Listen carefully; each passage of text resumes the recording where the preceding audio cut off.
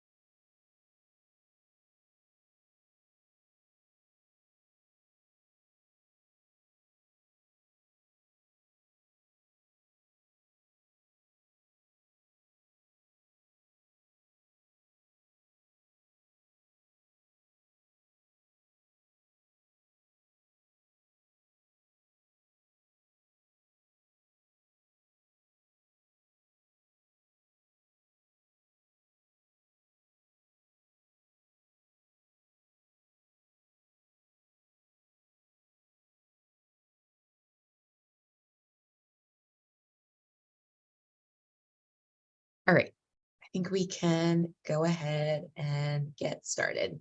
So I would love to thank everyone for coming today. I'm super excited to be here.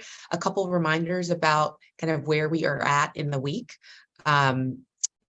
It's Tuesday, Neuro across the diaspora.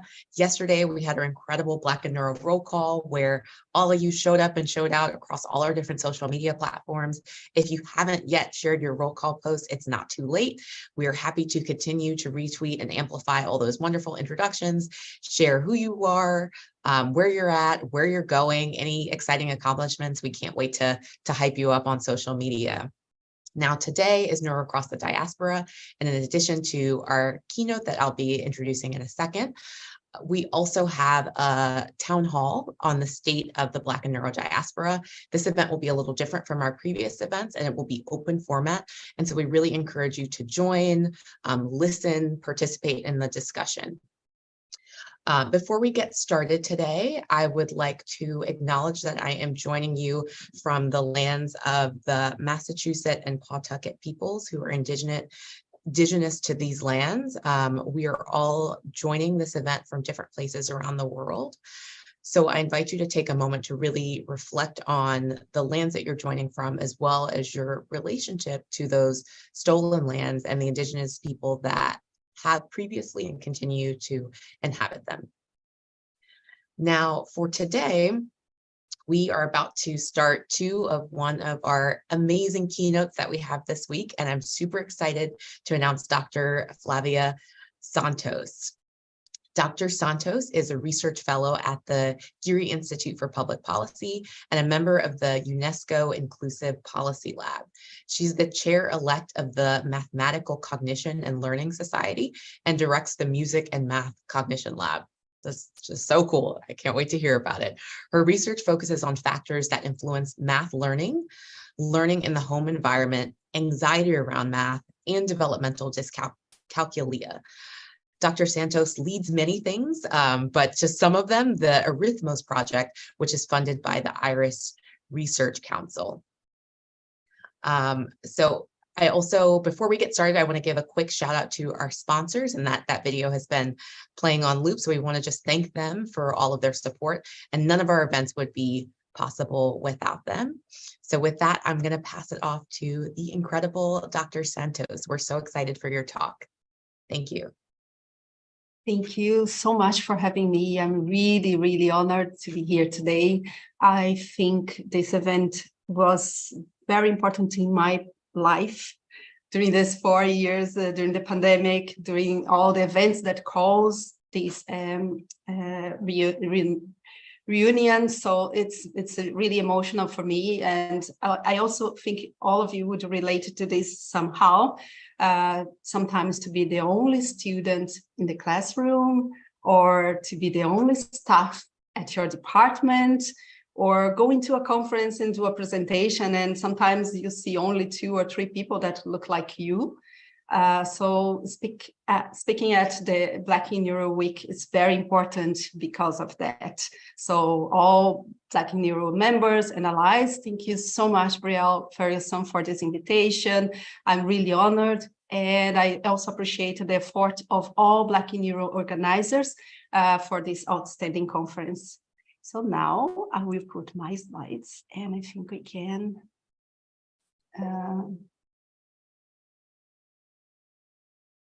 leave this here. Oh, I suppose you all can see that.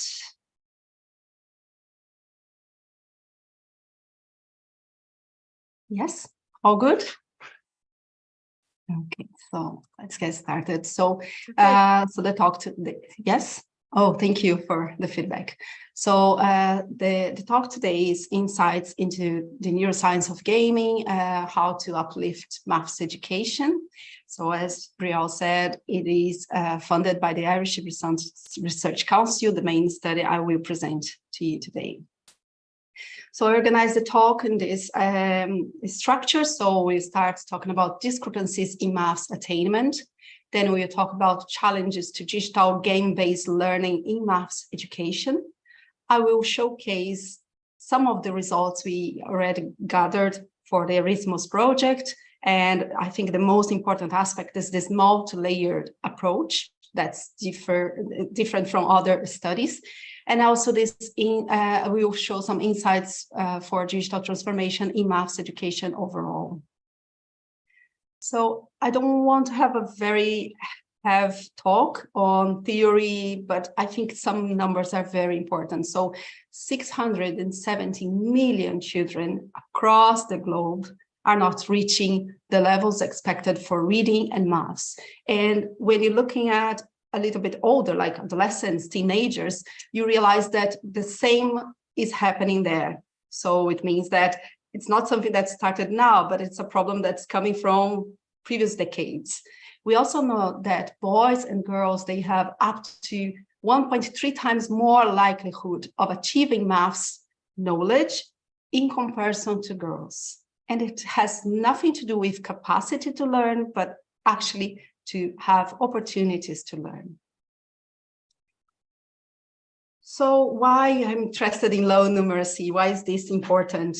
Overall, there are several studies showing that it has a negative impact in the long term. So it's not just the grade, or let's say when the child is in third grade and has some difficulties, it's something that is long lasting. In follow-up studies, like measuring at the age 7 in comparison to the age 42, same group of individuals, they observe they are the ones with lowest scores in mathematics when they are children are the ones receiving lower salaries, having lower occupational status, and that leads to a consequence, because when they are going to have their children, they also will be into this situation of poverty or less resources, and then it will keep going. We also know that low numeracy is quite frequent in girls. There are several reasons for it, but one of them is what we will discuss today, which is maths anxiety. On top of that, we know that the COVID-19 outbreak was worsening the scenario, so increasing the gap in maths learning for the lack of opportunities and mainly lack of access of resources for education. But at the same time, the COVID-19 was a clear response that if you have the right resources, yes, it's possible. And it was clear as well that digital learning is, let's say, the best way to deal with this. So why? First of all, because digital learning is flexible, adaptive, and interactive. So it means that the child can learn at their own pace. They can go back to the topics. They can stay longer in topics they are interested. So it's very easier. It's easier for learning using this kind of resources. Nevertheless, again, although we are convinced based on research that indeed technology can improve global education, we know there are lots of barriers, and we need to talk a little bit about them. So first of all, is affordability. We still see families that cannot buy a laptop, that cannot even pay for internet connection at home. Some families cannot afford the licenses for the softwares that we use on the internet or in other tools. Connectivity is another issue. For instance, in a family that is living in the countryside, in rural areas, there is less likelihood to have broadband or to have access to internet or high-speed internet, which sometimes is crucial for, depending on the resources you are using, they will require this level of connectivity. Then we have the issue of digital literacy, because some parents still not yet, and sometimes even some teachers are not yet prepared to use technology and other resources. So if you don't see the adults helping the kids and supporting the kids in this process, it will lead to more difficulties to learn. The other reason we see as a barrier is the issue of discrimination. This is a very important matter. We will show an example later. And last is the issue of inclusivity. And of course, when we say inclusivity in the first instance, we are considering that all children across the globe should have access or facilities to use internet. But we also know that among them, there are some of the kids that we might have visual impairment, auditory impairment, motor impairment, which will make the experience with technology more difficult or will require adaptations. And again, it comes back to the item number one, which is affordability. It's very expensive to get some systems adapted, especially if you need some of them customized for the specific features of the kids. Well, in developed countries, we are happy to see toddlers like this gorgeous boy interacting with several different gadgets. Most of them will have their own tablets, and they will know how to turn on, how to turn off. They know how to choose music. They can be very autonomous in this situation and very early in life, which gives proficiency and confidence to use technology. Nevertheless, 2/3 of the world's school-age children, and I'm talking about 1.3 billion of children, do not have access to internet in their homes. And sometimes, as you can see in this image, depending on the area, not even at the school. We also know that access to technology is really influenced not just by the financial aspect, but also the cultural aspect. So we know that girls usually have later access to technology in comparison to boys. And apart from that, parents tend to be, let's say, monitoring more their activities in comparison to boys. So this is the scenario in which we are trying to discuss digital technology or digital transformation. And so when we think about digital transformation, we imagine a scenario like this, and that's our hope, that all kids in all countries will have access to different gadgets and interactive ones and resources available to learn. As researchers, we go beyond that. We want to see as well games or digital resources available for health issues. Like this is an outstanding and unique moment in time. The FDA, the Food and Drug Administration, just released the first prescription treatment for attention and hyperactive disorder in children using digital games. And it's amazing because it can be done at home. It is, let's say, it increases adherence. Kids enjoy the treatment. They don't even think that it is a treatment. So that's what we would like to see in education and in health, a good use of those resources. So let's think about the present time. So we are in 2023, and we know all the things that are ongoing on the news in many countries.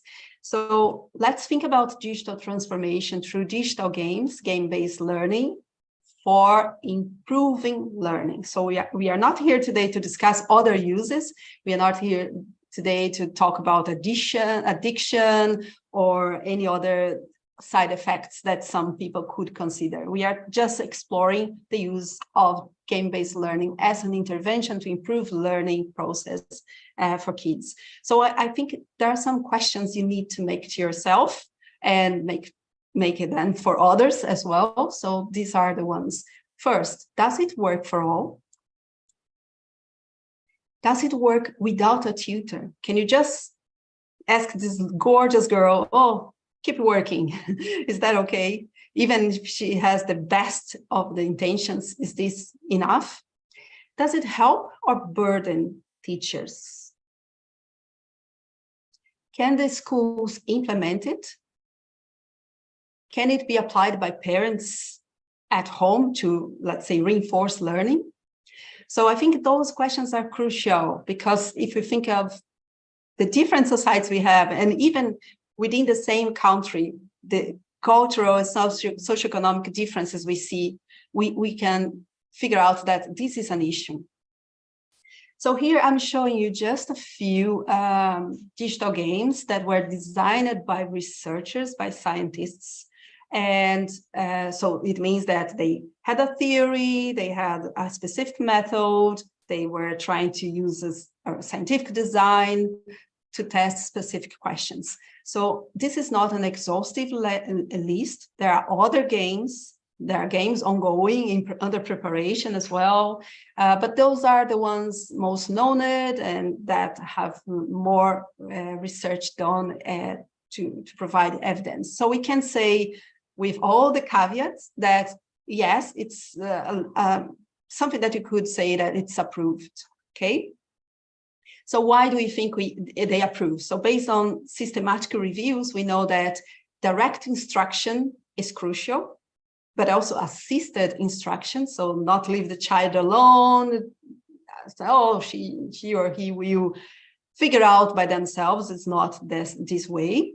So focus on arithmetic competences. So it's not just be playful and funny. It has to tackling on arithmetic competences. Intervention should be short, so 1 to 3 months, no longer. And most studies suggest that it should be also adaptive, which means that it increases the level of difficulties according to the performance of the child, or decreases the level if it is too difficult for the child. So really adapted to their level of development. Here, I want to show you one example. This is not my work, but it's something that it was done by a colleague of mine that I admire a lot. Karen Cushion and colleagues did this study. So I think you need to understand how we do it in science. So they created this game, which was the rescue calculus. So you have a rocket, and this rocket is doing some traveling on the space, so visiting different planets, or might have other needs. And they need to calculate many things like the distance or the amount of fuel. And so they create a narrative that is interesting and connected to the images. And they use this number line from 0 to 100. And the child tried to find where, for instance, 47 plus 9 would be located. So the nearest point here. And the study design is very nice, very sophisticated. So they had a baseline for all kids, including neuropsychological measures, fMRI, behavioral testing, like scales, and so on. Then the kids were divided in 2 groups. They have the group with developmental dyscalculia, which is the mathematical learning disorder. So it is something that you will find in the ICD-11 or the DSM-5, classified there as a learning disorder. So half of the kids with dyscalculia had, it was a crossover study. So half did the training and the other half had the resting. They had a second moment of assessments. And then the groups exchange. So the group who was resting starts to play, the group who was play start to rest. And then all of them did the last fMRI and behavioral scales and so on. So results are interesting. First of all, looking at cognitive aspects. So they see that the number of, the percentage of errors in some tasks, like the number line task, decreased with time. And this was observed in controls and in children with dyscalculia. And also the performance in arithmetics, like the accuracy in addition and subtraction, increased after intervention for both groups. But of course, as you can see, the control didn't change much. They were a red on average. But for the children that will show dyscalculia, they increased a little, but still not equivalent to the controls. So it means that they might need further assessment, further intervention, or they might need combined interventions or other aspects to be considered. But anyways, it was only one task. So it's just for you to understand the methodology that I'm mentioning here. And also for you to understand that dyscalculia usually do not meet the average score so easily. It's a disorder that's resistant to treatment and usually still there up to adult life. Now, thinking about the neuroimaging part of the same study, so they ask kids to do an experimental and a control task. So in the experimental task, they would need to see if numbers were in ascending order or descending order, like 7, 4, 2. Or they could do in the control task, which is just to make sure that they were paying attention to the stimuli. So they would say just yes or no if the number 2 was included in the task. So when we're looking at the results, this is the baseline, and you see red is the control group, yes, and blue is the dyscalculia group. And then what you see is that they clearly, even if I don't explain neuroanatomy or details of the brain areas activated, you can see clearly that they are different. So showing that children with dyscalculia indeed will not activate the same brain areas as the other kids for doing the same tasks. But essentially, we don't see an activation in the parietal lobe, as you can see in the control group, bilaterally, which is very important because parietal lobe is crucial for calculation. And also some activations in the inferior frontal gyrus, which is very important to keep their memory on the tasks. So this is before the intervention. And then after the intervention, remember that we had 2 groups, the group on resting and the group on intervention. So we see clearly that the group that received the training start to have activations on the parietal lobe, which is very important. They also showed, let's say, a compensatory form of activation. So they start to activate the temporal lobe, at least in the right side of the brain, in comparison to the other group that show no evidence of improvements during this period of 5 weeks. So that's how we try to understand how the games work and if they can really produce neuroplasticity. So based on that, we can say that some studies found positive effects of digital game-based learning for improving achievement on learning, but also improving motivational aspects. However, other studies would say that the improvement is there, but it's not larger than the one observed in traditional methods. Nevertheless, it's very difficult to reach a conclusion in this area because we see in most cases, methodological issues, different methods used. So we see differences in study design, like not many studies with this control group, experimental group, random, or things like this that allow you to have a better control of the quality of the studies. The game content sometimes is so heavy. They have so many things ongoing in the game that you don't know if it is the color, if it is the sound, if it is the task per se, or what is creating the effect that we are seeing in the studies. Also the age of the participants, because it of course limitates also the level of mathematics you are trying to see improving or not. sample size is a huge challenge in all studies. It's very difficult to keep participants, so attrition rate is very, very problematic. And then how we are measuring effectiveness, because if you're just asking the kids, do you like it? Of course, they will say they do. So it's not that kind of effectiveness we are looking for. We are trying to see if they can learn better or improve their grades or improve their learning experience. And then, of course, depending on the instruments, use it to measure those abilities.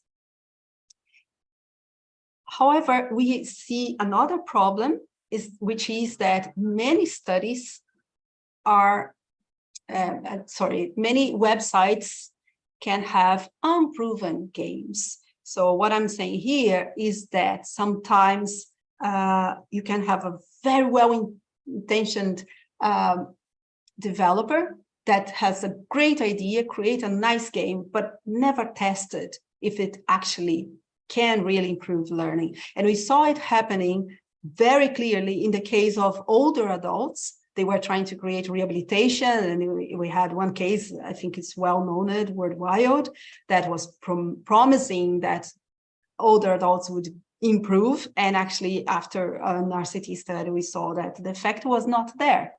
So that's the biggest problem. So now I will go to the second part of this talk. So I will start talking. I started giving you an example of what we are doing in our lab. So before saying that, I want you to know that I had previous experiences. So I worked with the CogMed, the Calcularis, and the 7 spells. I won't have the time to talk about the 3, so I will just talk about 7 spells, which is the most recent study I'm working on. But I want you to understand why or how we reach the point where you are, why we created this multi-layered methodology to use games. Because usually you just see what I told you before. So you test the game and test maximum if it changes brain structures or if at least the motivation of the kids. But we believe that we need more than this, especially if you think about the background I put to you before starting my talk. So when we did the study with the Calcularis, and I'm comparing Calcularis and 7 spells by the fact that both were interventions for improving mathematics or mathematical learning, I saw some differences in the studies I'm working on. So the Calcularis was individually approached. So each kid would have one tablet. They would be all together, let's say 10 kids in the same room doing the activity at the same time, but each one was doing their own thing without any kind of individual interactions. In the 7 spells, we are approaching an opportunity for the kids play against or with each other. In the Calcularis, the gameplay was off classroom, and you need to bear in mind that we do research according to what ethical committees approve or what the schools are willing to accept for you to do in their school. So in that case, we are not allowed to be in the classroom. Okay, so we had to do the activities in the opposite time of teaching. But the point is, the kids wouldn't see this experience as connected to learning school content. Also, they would not see it, they would see it more like, oh, this is just for fun, and maybe it changed the way they pay attention to what they are doing. As I said, because it was off classroom, so teachers were absent, and the consequence of it is that they are not learning what we are doing, so they are not getting hints of potential approach they could use in the classroom afterwards with their classes. Another thing that I believe was very important is that for the 7 spells study, we developed a workshop to explain to teachers what we are investigating, why we're investigating, and why is this important for them to know at school. So I think upskilling teachers is very important. I know that teachers are overwhelmed, but they sometimes need special content that they really benefit from. And the last point I would like to mention that we had to bring to the schools, and this in both countries, so in a developing country like Brazil and in a developed country like Ireland, we still need to provide the gadgets. So when I'm talking about digital transformation and the way we are creating this 7 spells study, we are thinking that the intervention must be collaborative, allowing interaction between kids, embedded, so as part of the academic activity, transferable in a way that it becomes sustainable, because if the teacher knows what to do with that or knows how to do something equivalent, then it will be more beneficial for the kids. Must be mindful, because if the teachers are not conscious, and not just teachers, also parents, if they are not conscious of what's going on, what the child needs, they will not support in the way they would like to or they should do. And then, of course, sponsored. We still need to invest more money in education and more resources, because otherwise it's almost impossible. So now I will show you a little bit some things about the Arithmós project. So Arithmós is transforming children's mathematical learning through digital games. It's a project funded by the Irish Research Council. It is a partnership between the University College Dublin, where I work, and Technological University Dublin. So the key point for this study is to reduce maths anxiety and to improve maths performance in children. And we are using then this multidimensional approach. So it means that we are not just looking at the kids, we are trying to help children, parents, teachers, and inform policymakers. Our project is well aligned with sustainable developmental goals. So number 3, good health and well-being. Number 4, quality education. 5, gender equality. And 10, reduce inequality. So these are the main ones.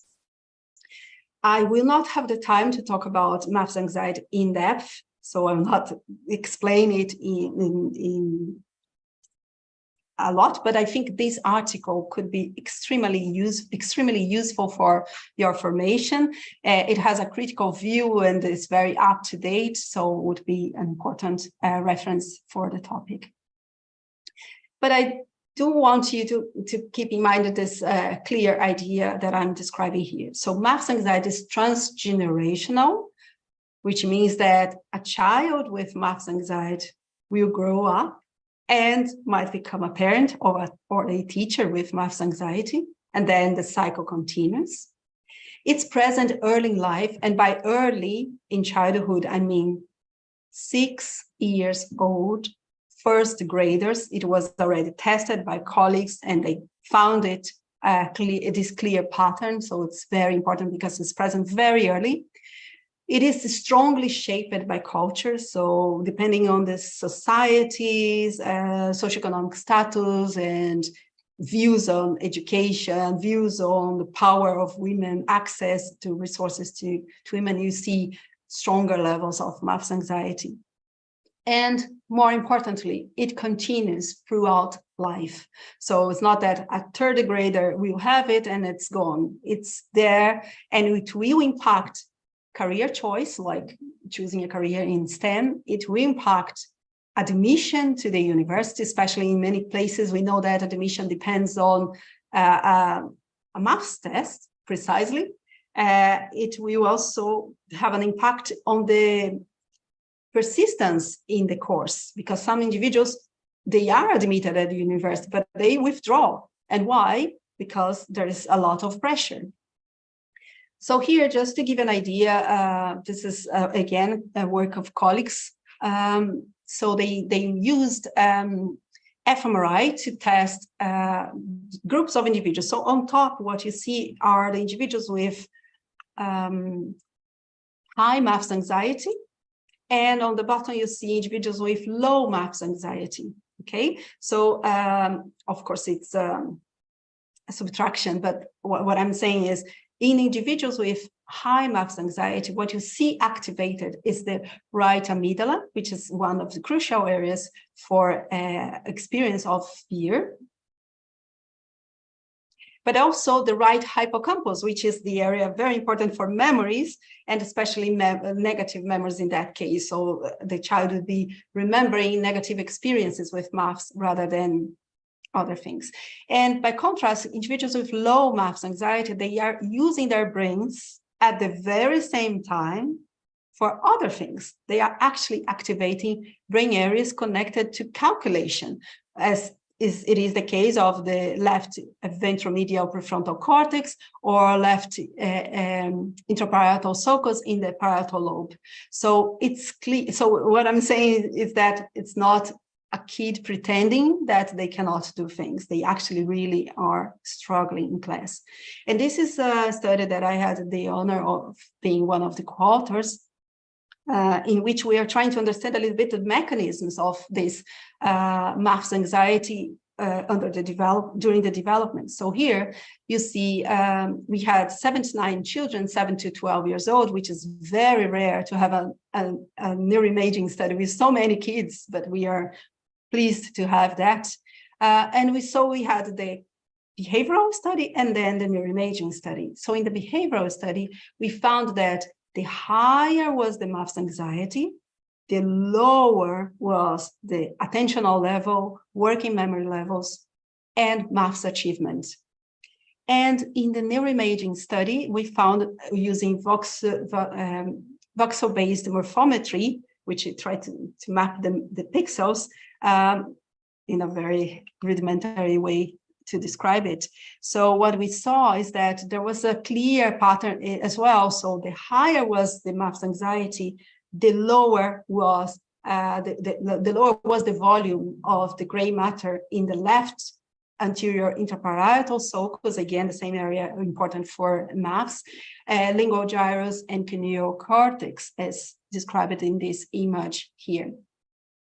So what I'm saying is, yes, we know that it is a real thing and we need to sort this. So in our study, we are interested in Ireland, which is a small country in terms of area, has also a small number of inhabitants, so about 7 million. The GDP is 449 billion, so it's the 30th economy across the globe. The country is still very new, so that's why this economy is still growing and going in a nice way. The Human Development Index is very high, so 0.94.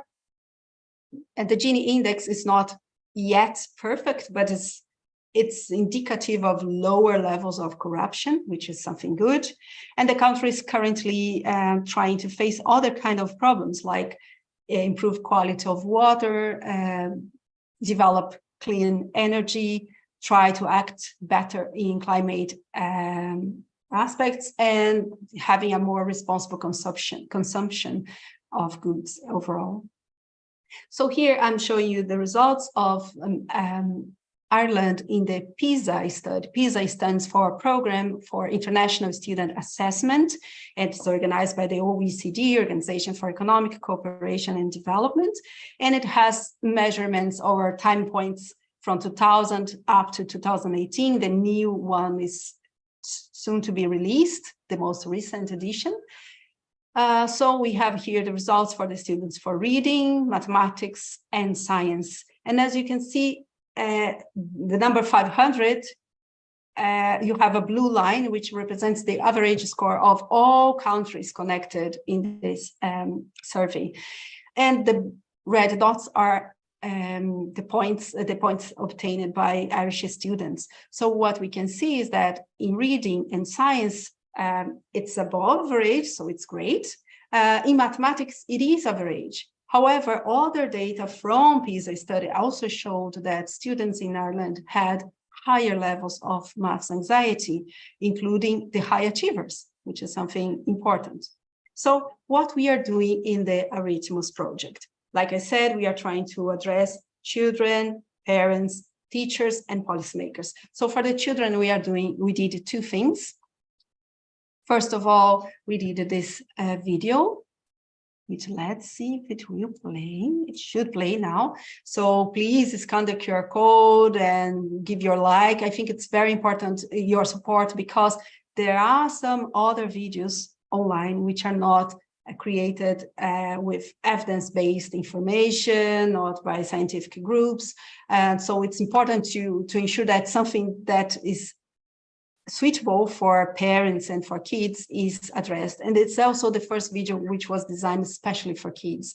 It's very short, so I will show you, and also will help you to understand what is maths anxiety in depth and what we see that's important in this project. Working with numbers makes some children feel nervous, upset, and even scared. It is like there's a monster in there. Luckily, the monster is not real. It is just your mind telling you to pay attention, be careful, and brave. When you learn how to face the monster, you will also get better at maths. Tell your family or your teacher about the monster. You can also write down what it feels like or talk to a friend. If it appears when no one else is around, during homework or in the classroom, take deep breaths, think of something you're good at, and then go back to your maths exercises. The more you face your monster, the smaller it will get, until even if it does appear, you won't be scared anymore. Math makes everything we do better. Scientists use it to discover new things, and astronauts use it to learn about planets and stars. But other people also use maths in everyday life. Builders use it to build houses. Bus drivers use it to make sure they arrive on time. Doctors use it to prescribe medicine. Chefs use it to plan meals. Athletes use it to train. And musicians use it to write songs. These people were once kids like you. Some had monsters around while doing maths, but they tamed their monster to learn the maths. And guess what? You can too. Okay, so now we can continue. And now I would like to show you the 7 spells, the game that I told you that we are using in this particular project. So first of all, it's a card game developed at Technological University Dublin by Dr. Pierpaolo Dongio and Dr. Mariana Rocha. And this game is then the main idea is that one player should capture the cards of the other player and must use some math tricks to make it. Like you can see these yellow cards, which have some resources like add 2 or remove table, etc. And those yellow cards are actually the 7 spells. And so this game received a prize in Europe in a conference. That's the one I mentioned here, IGBL 2019 in Cork. And that's the one we are using in our project. So in our research, we are using 5 sessions. So the first session is just for training, so to understand what the game is, what are the rules, how to use all the buttons and so on. The child will then, in the second session, play solo, just really to keep practicing and understanding the rules and everything.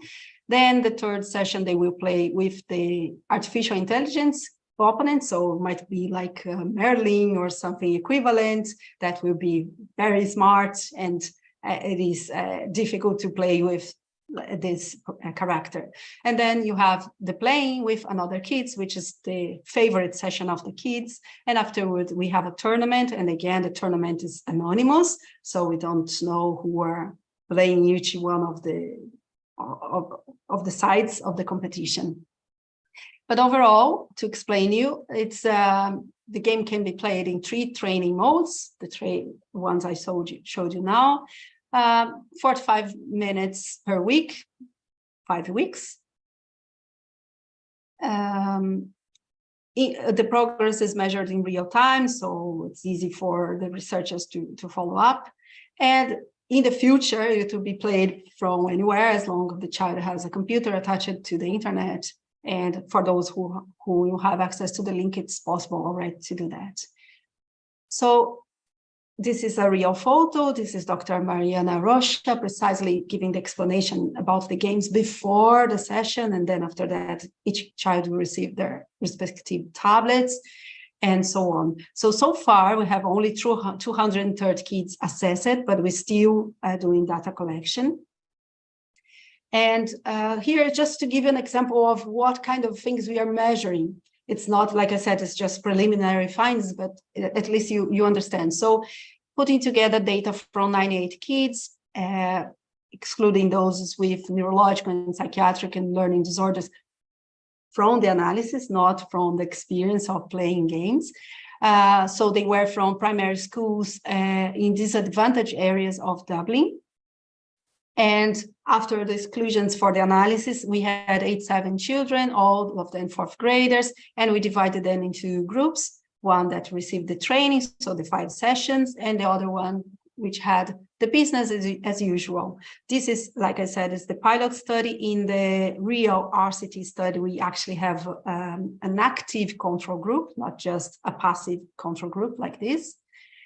So here is one example of the tasks. We have the SYMP, which is symbolic magnitude processing test. So the child sees 7 versus 4 and must choose the larger number, and could be with 1 digit or 2 digits, and they must do it as fast as they can in a very accurate way.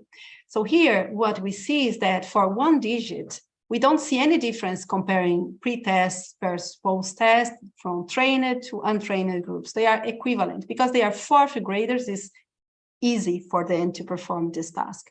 But when we put 2 digits, then they need to think about the numbers, not just automatically respond. And then we see that the trained group showed some improvement in the post-test in comparison to the other group. The other task was designed in our lab, developed as well. So we created this computer task in which the child has first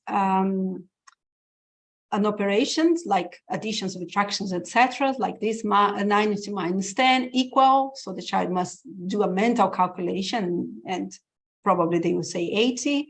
And then the second task is to see a number line and positioning the number exactly where it should be. And in our paradigm, we have horizontal and vertical lines, starting from the left to the right, from the right to the left, top, down, down, top. So in this task, also we can summarize findings so far. So here, calculation score and positioning score, we don't see better accuracy after the intervention. However, we could see in both tasks that children that received the training become faster. If you compare pre-test versus post-test, they become faster to respond to both tasks. So that's something very important, because it means that they are become more, they are automatizing more their experience, and they are discriminating better those numbers. So this was just an example for parents, what we are doing. So apart from also sharing the video, which allows them to understand what is maths anxiety, we are also using some questionnaires to develop a future intervention for parents. So here I will give you again just a simple example. So we are asking if parents' maths anxiety would explain numeracy activities done at home, right? So here we have the data from 157 parent and child dyads. So out of 222, and I must say something very important, especially if you are interested in research with children. We had 65 exclusions, okay? Just to summarize, 42 parents did not reply or reply incomplete forms. So it's really a challenge to do research in this area. Most of the responses came from mothers as main carers, so 79%. And this is the educational distribution, educational level distribution of those main carers. So we can see that we had 14% with low education, 20% with intermediate education, and 66% with high education, because it's a developed country. So that these are the numbers. And here, just another example, I'm selecting a single scale to show you. So attitudes towards maths. So parents had these 4 questions. I enjoy maths activities. I avoid situations involving maths, which in punctuations is reversed. I was good at math. and my job is related to math. So you have all those options from strongly disagree to strongly agree. And you see clearly that 70% of parents said they avoid situations involving maths. So if parents are not doing, they are avoiding, how can they help the kids in the homework? How can they stimulate maths learning, maths knowledge at home? So it's very important. And then the last part is that for teachers here. So we developed this teachers maths anxiety classroom management workshop. This workshop was already presented in different forums. So I had the pleasure to present it in Cambridge, in Hong Kong, in Malta, and in different places in Dublin, including the Institute of Physics, because the physicists, they are also concerned about how their students are doing the calculations for physics. So it's very interesting. And of course, we did the presentation in several schools. So here, just to give an idea what we are talking about in this workshop. So we present concepts, symptoms, neurobiology, and demographics of maths anxiety across the globe. We show effects of maths anxiety on maths performance. So like I was saying before, it impacts career choice, it impacts retention at the university or even the career afterwards, the long-term impact, and also something that's very important and less commented. Now it's becoming known, especially for us in education, the anxiety about teaching maths. So when the teacher is there to help the kids to learn, even if they love mathematics, they might be anxious when they are teaching, and the child might somehow capture those feelings or those negative experiences. And then again, we show approaches that are suitable for child, teacher, and families to deal with maths anxiety. So overall, based on the findings I showed so far, children enjoyed playing with each other in the Arithmós Project using the gameplay. Parents' education and attitudes towards maths will have an impact on children's scores in mathematics. I didn't show this in detail, but it was one of our findings. Teachers shared their experiences after the workshop, so they were more confident to come to me and say, hey, I feel anxious when I need to teach division in classroom. 7 spells improved symbolic magnitude performance, and 7 spells increased speed in calculation and number line tasks. So for policymakers, and that's already the let's say very end of this talk, for policymakers, we wrote this policy paper, which is available online. So you just scan the QR code, but if you just put the title, you will also find it on Google easily. So a child with maths anxiety might become a parent or a teacher with maths anxiety. The title says many things already. So I'm just showing you the list of recommendations we put in this policy paper. So increasing awareness concerning maths anxiety for children, parents, and teachers, this is crucial. Reducing gender and race stereotypes related to maths learning and maths performance. I think this is very important. Reinforcing maths learning support for preschoolers and first graders, because like I said before, if a first grader starts to have maths anxiety, it's too late already for changing it. So you need to make them enjoy learning maths, and that's the most important. Avoiding putting students under pressure. I know that we needed timed tasks. It's inevitable in society, in culture, etc. But there are ways to do that in which it doesn't become something so stressful for the kids. And this is not just my idea. If you look at the Finland system of education, they find ways that there's no exams, no assessments in early life, early school life. Cultivating motivation to learn maths and confidence in students' ability in classroom. I think this is very important. Growing self-efficacy. So the child must, first of all, believe that they can do it. If they think, oh, it's too difficult, they will not even try, they will not keep trying, they will not become resilient to the difficulties. And this is even more important for students from disadvantaged areas. In fact, talking about disadvantaged areas, we believe that it's also important to go back when they are teenagers and give incentives for them when they are trying to do the admission exam to enter at the university. In the PISA study, it was observed that in Ireland, even students which are high achievers, but coming from disadvantaged areas, they do not dream, they do not believe that they can go to the university. So they are not even trying. It's very serious. And then, like a recommendation from UNESCO given last year, which is to equip teachers with continuous performance development, like the one I showed at the workshop we developed for understanding math anxiety about teaching maths. And last item is offering, of course, for those which actually have math anxiety in serious levels, they need therapy. And we are still investigating ways to treat it better, but at least cognitive and behavioral therapy are, let's say, the sound option we have so far.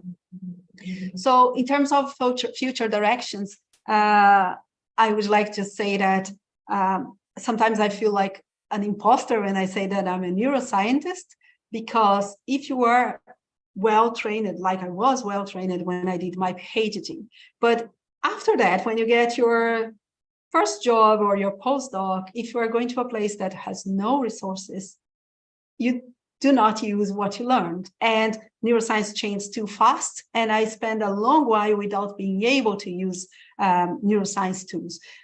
Fortunately, now our university has a new lab with lots of resources, so we can do pupillometry and ERP studies to understand the mechanisms that are explaining the performances in mathematics and help us to find ways to use it in interventions. And also we are interested to use transcranial random noise stimulation, which is a non-invasive brain stimulation, to use interventions to see if we can help. We can not just help, but ensure that what we do has a prolonged effect in their brains. And that's exactly why TRNS seems to be the most appropriated. So last slide. If you really want to see digital transformation, and if you think about the state of art, this is where we are now. So globally, digital transformation is still incipient. Digital revolution is not an autonomous process. It demands a lot of human beings to make it happen. Digital intervention relies on human factors. So if you don't have the idea of humans doing it, you might be in trouble as well. And digital intervention, actually based on research, can support maths learning. So these are the individuals that are working in the Arithmós Project, COPI, and other collaborators, also our master and PhD researchers, which are amazing and contributing a lot for this project. And I just would like to say thank you so much, and I'm looking forward to hear if you have any questions or comments. Thank you so much. Thank you so much, Dr. Santos.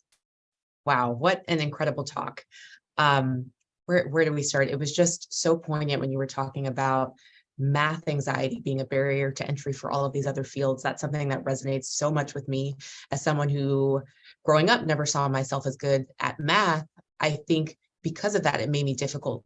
It made it difficult not just to picture myself as someone who did math well, but also as a scientist and all these other careers where math is really inherent to being able to do the work. And so I loved how the video that you showed kind of tackled some of those biases and showed that many of us are doing math in all these really little ways and don't realize the ways that it contributes to all these things that we can do, and that it can be really fun. So very excited to see how the work continues to progress and follow your path. Thank you so much. We are a bit short on time, so we have time for just one question. We have two questions in the Q&A. You already touched a little bit about the neuroanatomy of math anxiety, so we will move on from that one. But we had another question about the heritability of math anxiety. Do we think it's something that can be passed on? Might there be a genetic basis, or is it something that comes up through our environment or developmental plasticity? Yes, a short response is biopsychosocial. You definitely have some biological aspects because you see some links with general anxiety, although they still being separate concepts and separate conditions. And but you have cultural aspects as well, like in cultures in which you see lower empowerment of women, poverty, you see higher levels of maths anxiety. This is the PISA study that compares more than 60 countries, put a big plot I didn't show today, which is clear. The poor countries are on the right side with higher levels of maths anxiety, and the developed countries are in the left or in the middle with they still have anxiety, but less levels of anxiety in comparison with other countries. So it is biopsychosocial. Thank you. And then I had a question. You talked about one of the biggest challenges of the work being getting people to remain engaged in the study and people to continue to answer the questions and prompts. So how are you thinking about that moving forward? Because I'm sure you are losing such a big amount of your sample, and I'm sure that's a lot of important information. Well, that's a problem that has no solution, because especially we have a very restrictive ethical committee, which is really clear of what we can do and what we cannot do. So you don't even enter in the school without having your guard of vetting. And if the head of the principal is not agreeing, sometimes they do not even let you talk to parents. They will be the intermediators. And then it means that if it is a principal that is very engaged in the project, very excited about the project. We had a case, the principal was phoning parents one by one, the ones that were not replying. And then we send, like, we had digital versions and we send printed versions, because probably was also associated with difficulties with access to internet and so on.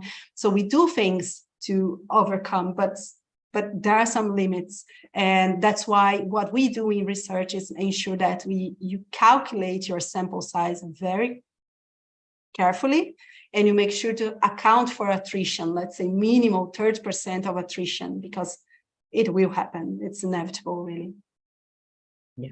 But I also believe that if you have a good publicity of the work, then in some point the population start to change their mindset, because like I said, because it's a country that is starting to grow now in the last, I don't know, 50 years. So now people are becoming more educated to understand the value of research and making room for contribute for science and so on.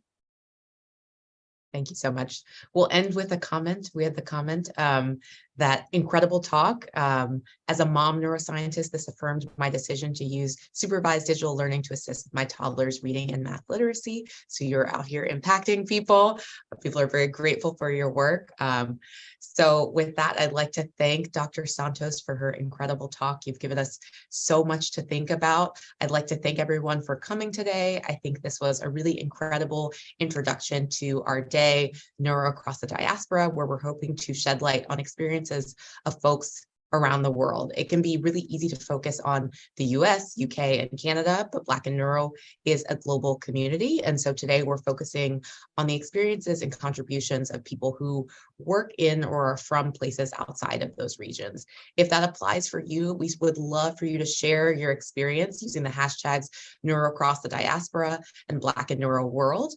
And we will retweet, engage, and share those stories on social media. As a reminder, today's event and all of our events are available on our YouTube page. If you haven't yet joined the conversation on social media, we are at Black in Neuro across all platforms. For the most up-to-date information on the conference, check out the conference booklet or our website. Thank you again to our conference sponsors. Big thanks to our ASL interpreter today, and we can't wait to see you at the rest of our events throughout the week. Thank you so much for coming.